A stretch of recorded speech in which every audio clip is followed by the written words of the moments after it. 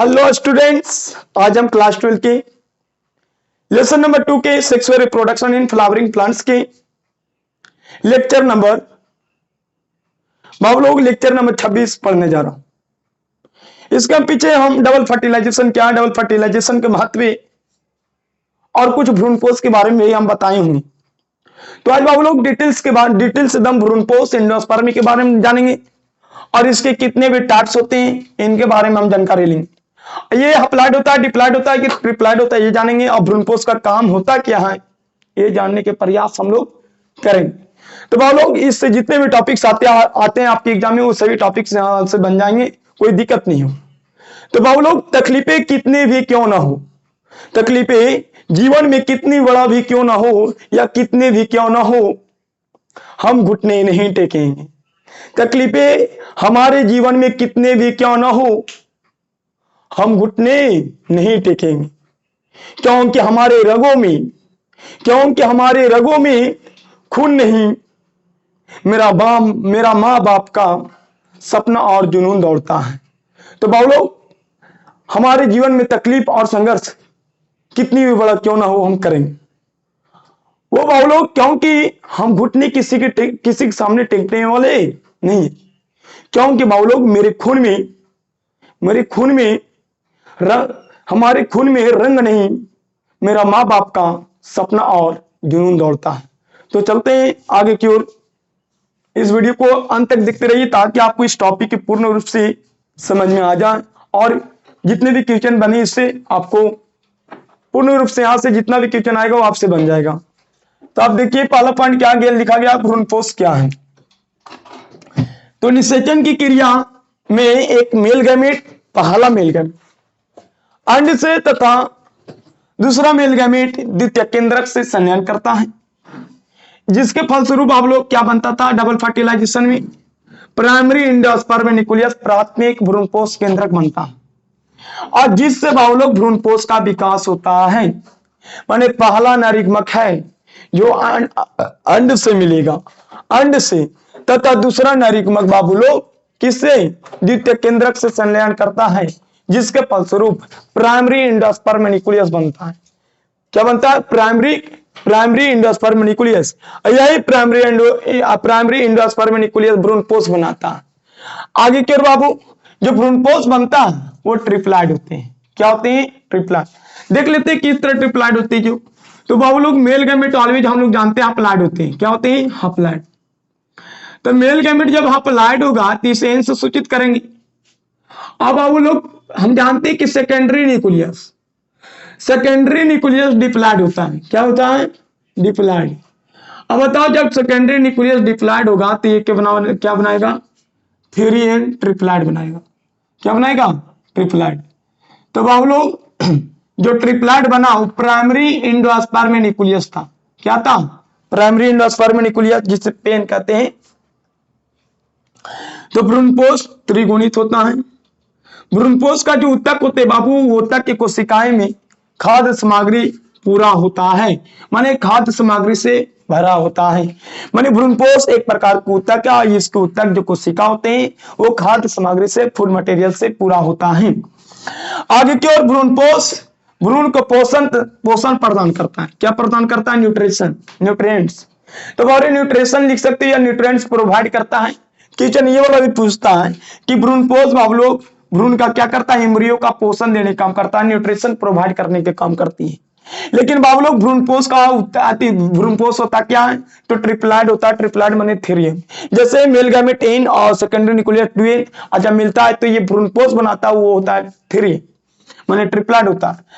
लोग भ्रूणपोष ऊतकों की कोशिकाएं जो होती है वो खाद्य सामग्री से पूरा होती है, माने खाद्य सामग्री से पाए जाते हैं वाले खाने वाले पदार्थ से पाए जाते हैं। अगला पॉइंट, भ्रूणपोष भ्रूण को क्या देता है बाबू लोग, पोषण प्रोवाइड करता है। क्या करता है, पोषण प्रोवाइड करता है, प्रदान करता है।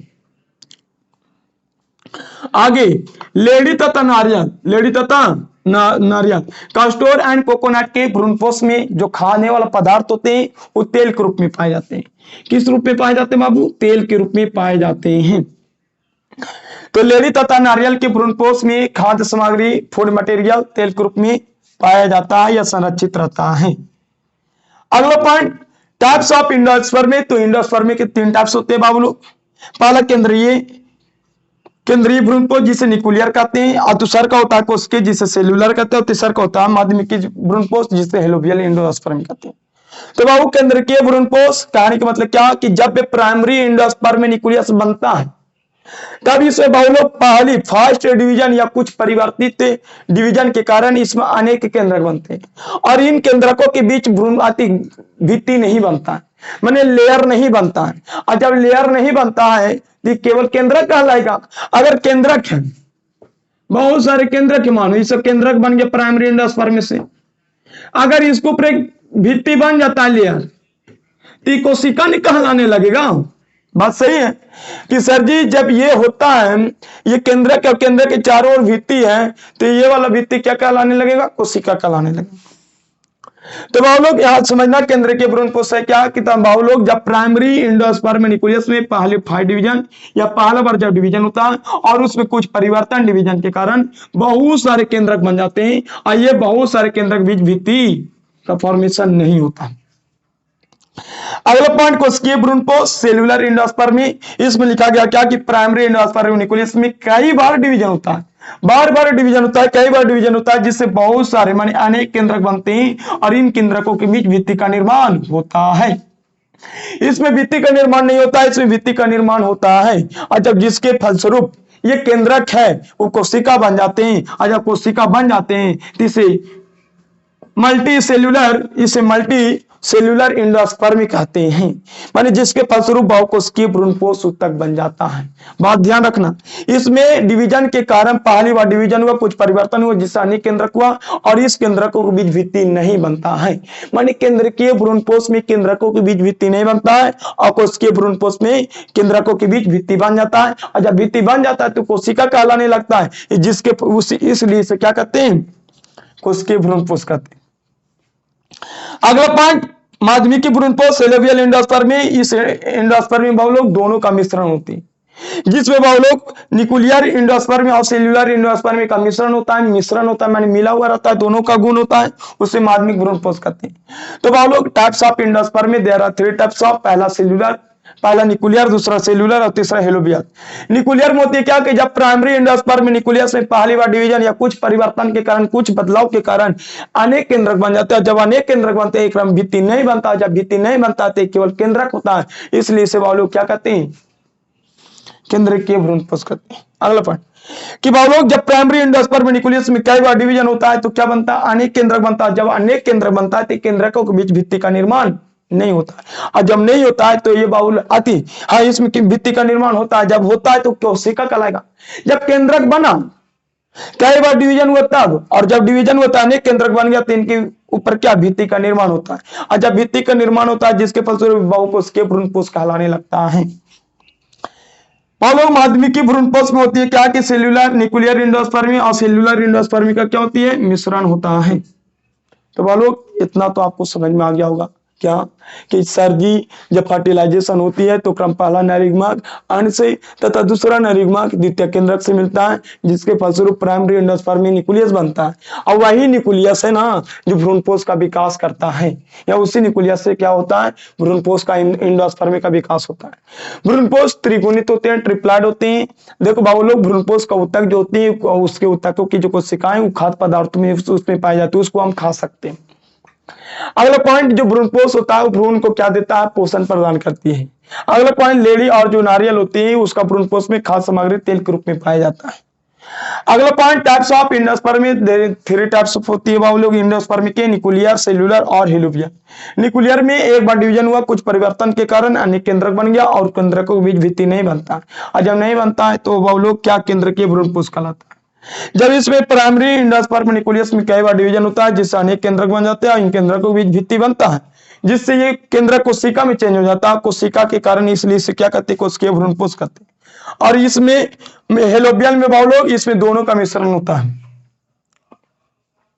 तो बाबू लोग कुछ लड़कों का कहना है क्या कि सर लड़कियां होती कैसा, दिखती कैसा और लगती कैसा है, और बाद में छोड़कर चली जाती है तो अनुभव कैसा होता है।